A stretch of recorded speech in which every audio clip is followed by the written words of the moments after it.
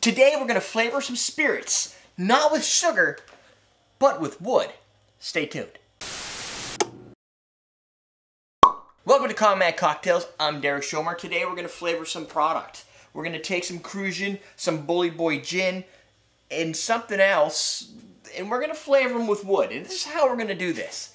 This is the Barrel Char in a Jar kit. Got this from Barrel Char in a Jar. Check them out. It's www.barrelcharjar.com.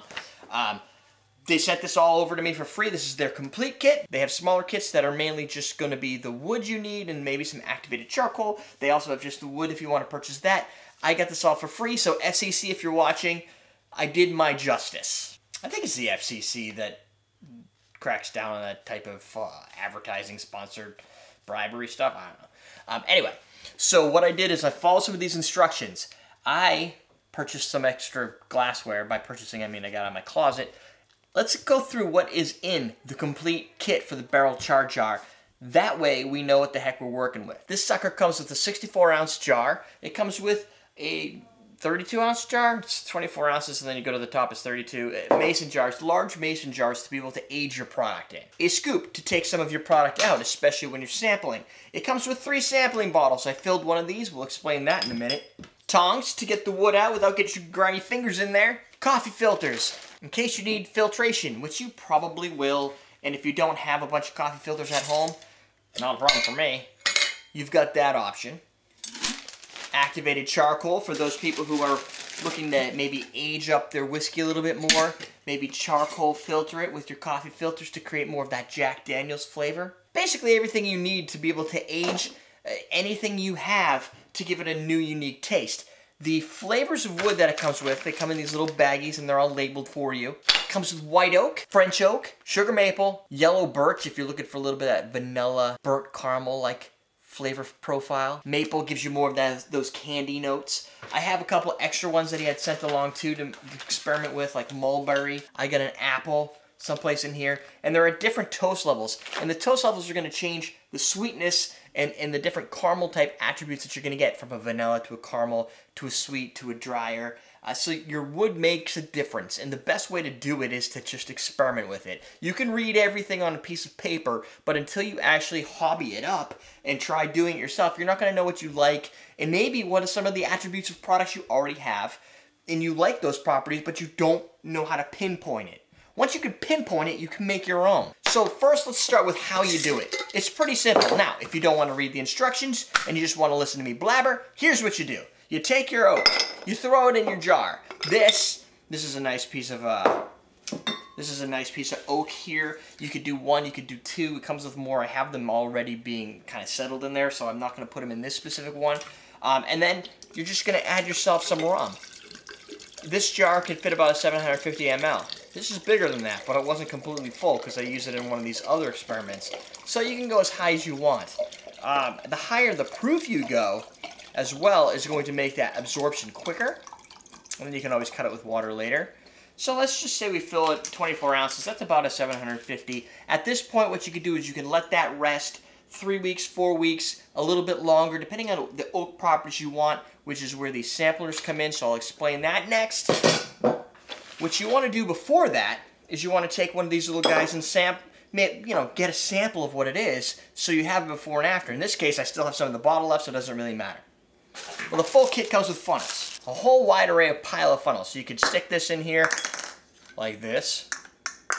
Boom. Sample some of your product. What I suggest you do is you take it to a level deeper. I would say, to really understand how the oak age properties work, start your aging process today. You take your first sample. That, for you scientists, is called a control group. I would wait 2 weeks. I would then sample some off the top and put it in here, label it 2 weeks. I would then go to my maximum amount of weeks. Let's say a month and 10, 15 days, which is about what the rest of these are. Now you can sample that. And then you can leave a little bit in there even longer to see what happens. And now you can do your own little sample taste test to figure out what's your favorite flavor. Then, next time when you do it again, you can hit that mark specifically. The manual that this complete kit comes with has all of the specific information. It also covers what some of the different oak properties there are and what you could do with some of these different flavors. So what I did is I created 4 different products. The first one, which I labeled number 1, right here, is Cruzan, but this one has 2 of the white oak bourbon. They're charred ones, so it's going to come out a little bit darker. I'll show you what the staves look like here. And what you'll see is that the liquid has actually gone down from where it originally started because it's inside here. So now, if I wanted to, I can take this and I can use this to create another product, maybe a tequila, and stick this in the tequila to give it some of that aged rum flavor. Stick those back in there for now. What I want to show you next is a gin. So I took Bully Boy Gin. It's clear, because that's typically what gin is. And what I want to do is kind of make my own Old Tom gin, if you will. So I took Bully Boy with 2 French oaks, a medium toast. That's this one. And look how dark this is. It's got like a dark red color to it. Definitely dark. Much darker than like Ransom or any of the Old Toms you typically see. But I think historically an Old Tom is really just gin that's been sat in a barrel. And it just got put in storage and then they just took it out and they started drinking it because they found it. And so you're going to get something that's always going to be a little bit different randomness in flavor profile and depth of character. This is going to be deep because it's 45 days with that oak just infusing within it. It smells sweet, sweet vanilla, a little bit of like a toffee caramel. Potent. I don't know what the percentage is. 47. So it's a little bit over the 40, which is good for extracting flavors. This has that strong, vibrant wood flavor, almost even a little bit of a smokiness to it. It tastes kind of like, if you can imagine what a bourbon would be like, but with juniper. So I had these white oak bourbon barrel charred pieces here, and this is our Cruzan. It's got like a gold rum look to it. Oh, it smells freaking fantastic. Backwoods sappy, vanilla, some of that bourbon, smooth. Oh, it tastes like whiskey. It tastes like rum, but it has like that whiskey character to it. This has like the level of complexity of, say, an Angostura 1919 or something that's been aged like a reserve product that's been aged for a while. However, it does have a lot more of a bright oak flavor as compared to a lot of the different aged rums I've had, which tend to be almost more like a vanilla. This has literal oak property to it. Like you can taste the wood coming through as if it was a fresh barrel being used, not necessarily like a really old bourbon barrel. This guy here that I was experimenting with, what I did with this is because of all the different varieties of wood, I wanted to kind of play around with a mix and match. So specifically with this one is birch and maple. So what I'm kind of looking for is a little bit more of that sweetness from the maple and uniqueness of a birch, because you don't typically see birch used in a lot of different rums or really anything. So this is still got that nice gold color, maybe a little bit lighter. This has kind of like a toffee and a rum flavor. The aroma isn't as intense as the bourbon oak or any of the generalized oak. It's much more subtle, but it's got a little bit of a candy play. Ooh, that's interesting. It's kind of like breakfast food. The wood shop flavor. Like it has a little bit of that like fresh cut wood, not necessarily oak, a little bit of vanilla, a little bit of like a fruit flavor to it. Maybe that's the maple coming out, kind of like a sappy maple flavor. I like it. It's a little bit more subtle, and it adds some character that you probably aren't going to get out of products you get at the store. So how could you use that to be able to, coming in October, and then comes November, Christmas is coming up. What could you do to kind of make something unique for guests, or you have people coming over, or you want to be able to give away a gift, Secret Santa, something like that? What I suggest you do, and these are kind of like the unique things that no one else is doing. Get yourself like a bottle of Cruzan aged, or a couple or 2, 3, 4 different bottles, big bottles, and age them with different styles of oak.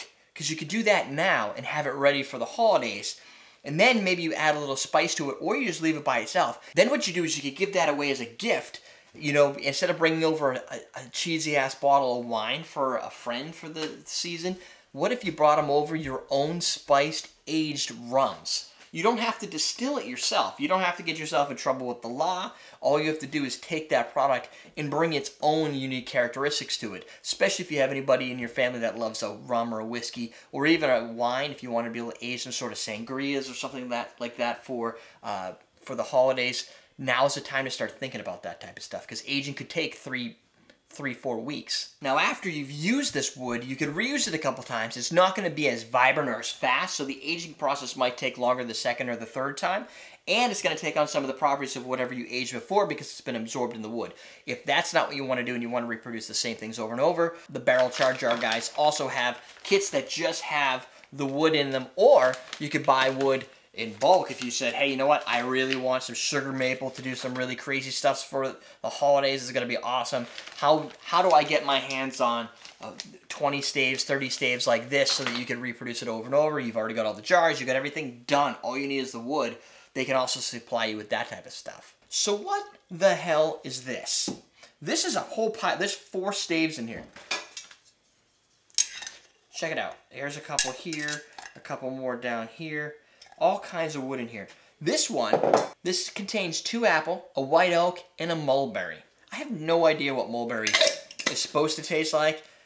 However, this dark product here looks like either a dark whiskey or a really, really old scotch. Is actually Everclear. I had a little bit of my Everclear left. This is 75.5% alcohol by volume, 151 proof. I decided, what else could I do with Everclear? Remember, high-proof spirits are going to pull flavor faster. So a high-proof spirit that's neutral with a whole pile of different flavor profiles brought together into a single, whatever, amalgamation, if that's a word. Must be a word, I didn't make it up. I don't know what this is going to taste like, but I'm really curious to find out. Whoa, it smells like vanilla bean, fire, caramel, and kind of like a holiday spice of some type. Maybe that's an apple. I don't know what mulberry smells like.